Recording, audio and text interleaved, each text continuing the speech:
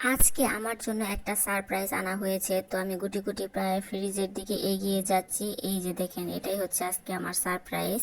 তো আপনারা একটু গেস করে বলেন তো এটা কি সারপ্রাইজটা। এই যে দেখেন, আমি খুব আগ্রহের সাথে খোলার চেষ্টা করছি। এই তো ফাইনালি আমার কাছে চলে এসেছে ভাইরাল সেই সেবইয়ের ডিসকোন।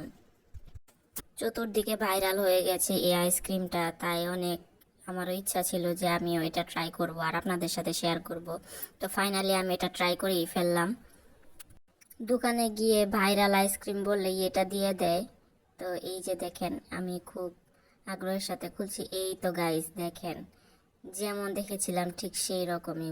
বাবা রে বাবা, উপরে তো মোটা একটা চকলেটের মানে ডিস, আর এর উপরে দিয়েছে হানিকর্ন। এটাও খেতে খুব টেস্ট ছিল। আর মানে ভিতরেরটা মনে হচ্ছিল যেন পুরা একটা কফি। খাবো নাকি আপনাদের বলবো বুঝতে পারতাছি না। এইদিকে পুরোটাই বের করে নিচ্ছিলাম। যারা চকলেট লাভার তাদের জন্য এটা একদম পারফেক্ট।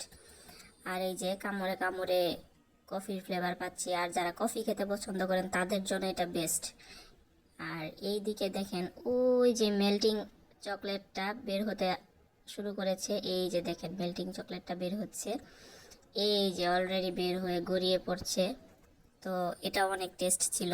100 টাকা পার পিস। কোন আইসক্রিমের সবচেয়ে আকর্ষণীয় হচ্ছে নিচের অংশটা। এই নিচের অংশটা খেতে আমার খুব ভালো লাগে। এটাও ওই শক্ত একটা চকলেটের প্রোডাক্ট ছিল, অনেক মজার ছিল। তো যারা চকলেট লাভার তাদের জন্য বেস্ট। আমার কাছে খেতে দুর্দান্ত লেগেছে। Thanks for watching.